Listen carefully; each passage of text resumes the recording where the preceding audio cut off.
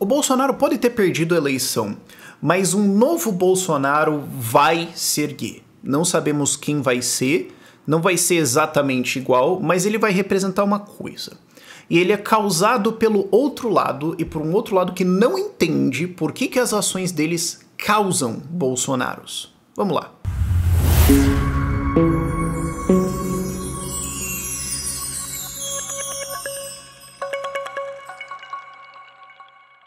Uma das coisas que eu gosto muito do Murray Rothbard é como ele narra a história americana numa dinâmica de poder versus liberdade.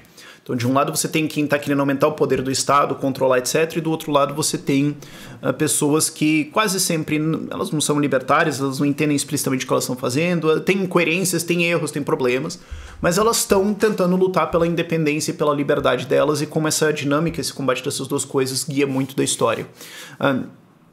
E é isso, uma forma de como isso acontece, que é o que gera Bolsonaros. Porque isso não vem do movimento dele, é uma reação, é uma resposta. É uma resposta a uma dinâmica de poder que é uma atitude.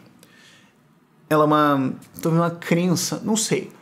Se eu tivesse que dar uma encenada, ela é aquela atitude de o seguinte: eu sou estudado, inteligente, vivido, dedicado, eu fiz, eu fui, e por isso eu tenho opiniões e conhecimentos, eu tenho ideias, eu tenho valores que são melhores, que são superiores, que são a verdade.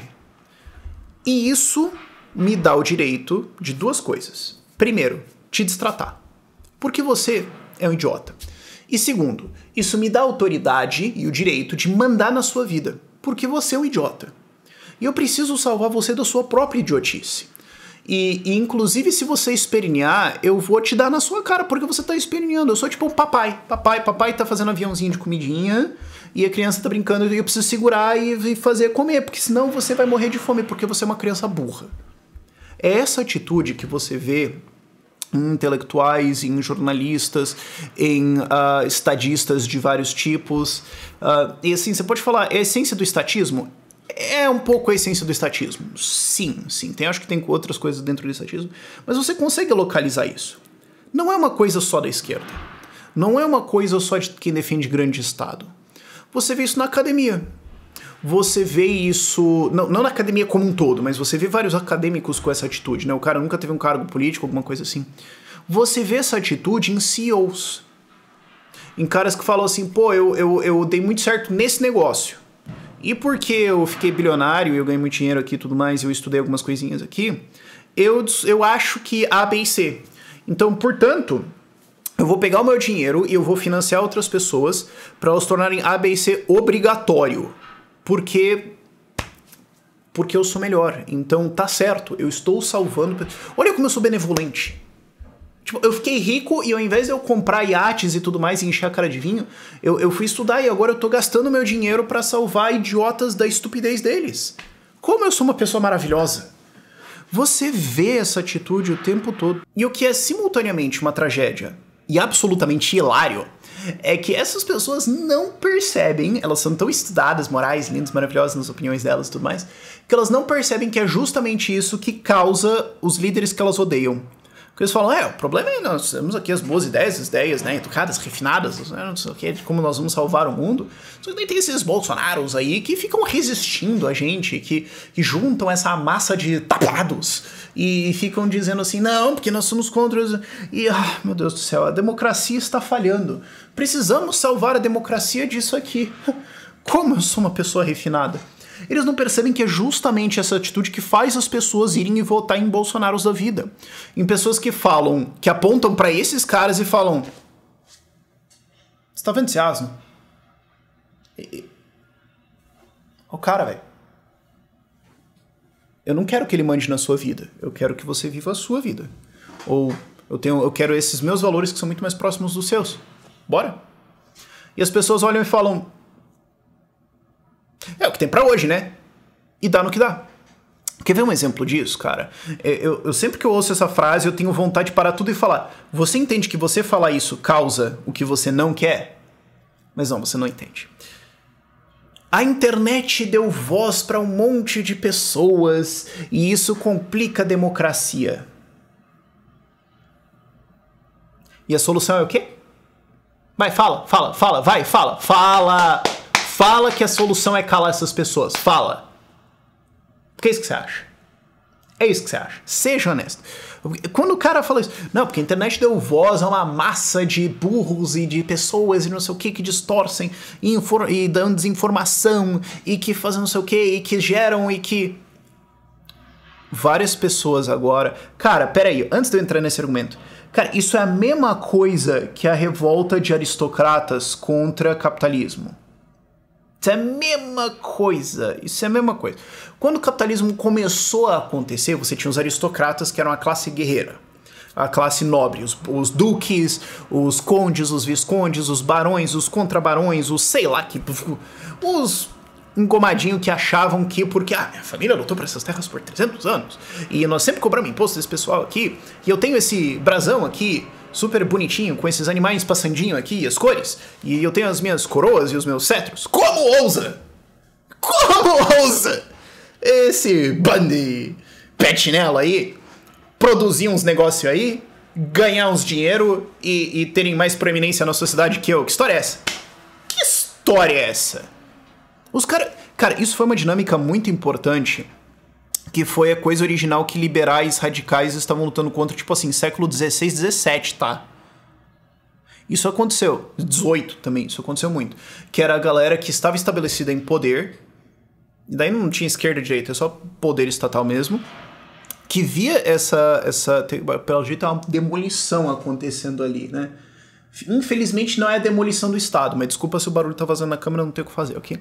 Mas foi essa galera que viu a ascensão de gente entrando em capitalismo, em produção, produzindo, desenvolvendo e ganhando prestígio e dinheiro, e muitas vezes tendo mais dinheiro do que esses caras, que fez a aristocracia ficar puta com isso. Outro fenômeno que acontecia...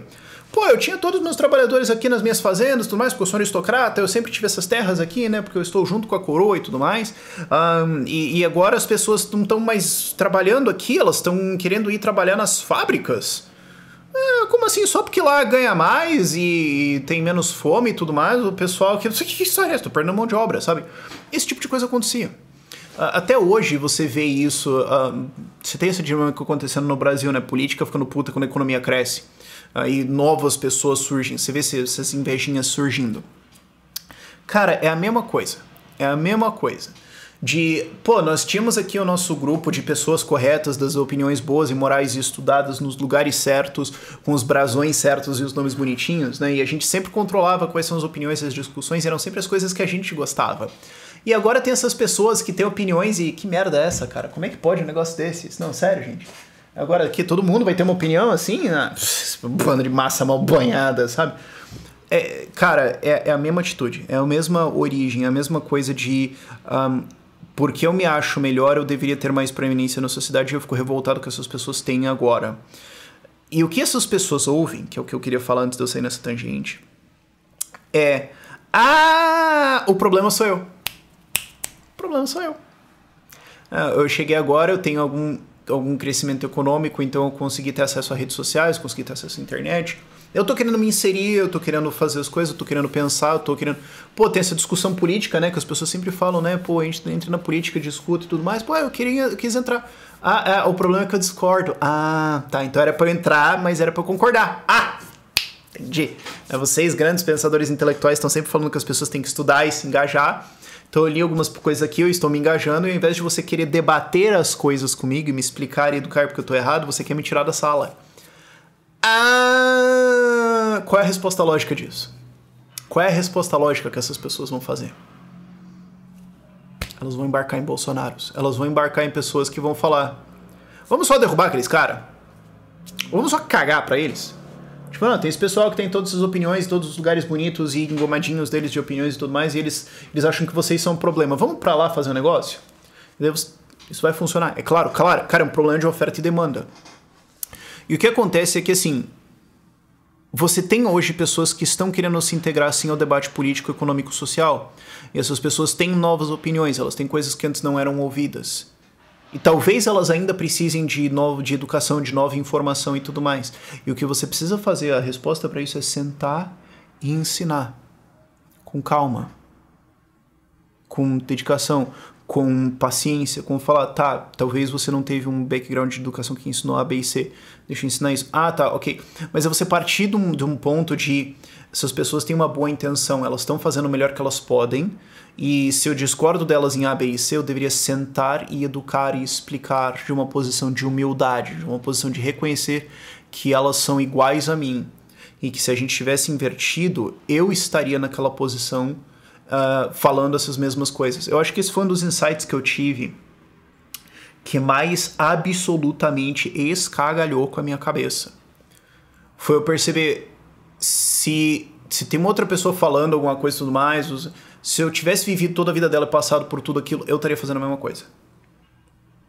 Cara, isso foi uma coisa que me baixou, assim, sabe, foi uma coisa que eu fui aprender lá em psicologia, quando eu tinha, sei lá, 20 anos de idade. Se alguém tivesse me ensinado isso na escola, meu Deus do céu, sabe?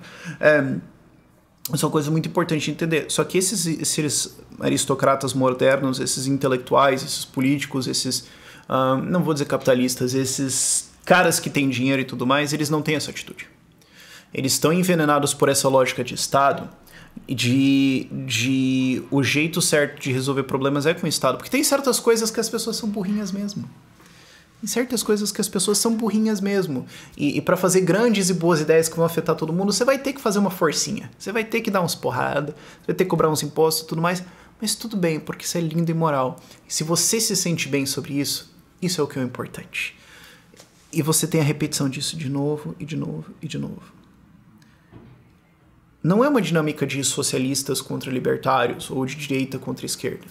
Você vê essa atitude pedante muitas vezes na direita. Você vê essa atitude pedante muitas vezes em centro. Ah, porque eu sou o centro. Eu não tenho extremos.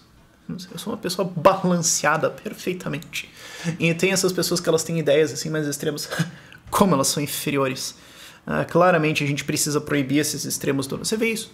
Não é um lado político ou alguma coisa assim. É um tipo de atitude, é uma forma de tratar o outro. E digo mais, volta e meia você vê isso em libertários. Volta e meia você vê isso nos caras falando assim, é que eu entendo essas coisas aqui e tudo mais, mas esse cara, mano, ele veio de uma história aqui, ó, ele nunca vai entender isso porque ele é um coitado, cara. E a cabeça dele já foi, é um condenado, esquece, ó, pode enterrar mesmo, já era. Não vou nem tentar explicar a liberdade pra esse cara. O que eu devia fazer é destratar ele e falar, ó, tu é um parasita lixo aí que você nunca entendeu porque você veio de uma região pobre e tudo mais. O que a gente precisa fazer é se separar de você e fazer um muro e tudo mais e nunca mais tentar... Cara, o que o outro lado ouve é, tu é um babaca, você não me... O problema sou eu. Entendeu? É uma atitude. E essa atitude cria líderes que vão para esses grupos que são marginalizados, que estão sendo esquecidos, que estão sendo largados, que estão sendo reduzidos, que estão sendo censurados, que estão sendo acusados e fala, eu acredito em vocês. Eu ouço vocês, eu entendo vocês, eu sou de vocês. Vamos lá. E a gente fica preso nessa dinâmica. E não que esse líder seja ruim. De certa forma, eu tô meio que tentando fazer isso. Se você pensar. Tipo, eu não tô condenando que esse lado também tá sempre certo, ou que ele é um explorador, alguma coisa assim. Você tem gente que usa isso pra fazer merda, e tem gente que usa isso de uma maneira boa. O ponto é que o outro lado só vê isso, o lado das pessoas, das opiniões boas e corretas, vê isso sempre como um erro. Por quê? Porque eles estão no nosso caminho, no nosso plano. E o nosso plano é o plano bom e moral. Então, se alguém discorda, que coitadinha. A gente precisa dar uma censuradinha, a gente precisa dar uma removidinha nele aqui para o grande bem da humanidade. Enquanto esses caras tiverem essa atitude, eles vão sempre estar dando de cabeça numa parede constantemente. E sabe o que é pior? Eles vão se sentir bem com isso. Essa que é uma das coisas mais assim, você olha e fala, cara, como uma coisa se reforça, né? Porque eles falam, eu estou enfrentando o mal. O fato que eu estou dando de cabeça consistentemente com isso não significa que eu estou errado na minha atitude. Significa que o mal é muito grande. E é por isso que eu preciso de mais poderes para enfrentar isso. E os caras vão ficar lá, cara. E aí eu fico, ao mesmo tempo, triste. E ao mesmo tempo olho pro cara e penso, cara, tu é muito otário, né? Por esse vídeo é isso. Tchau, tchau.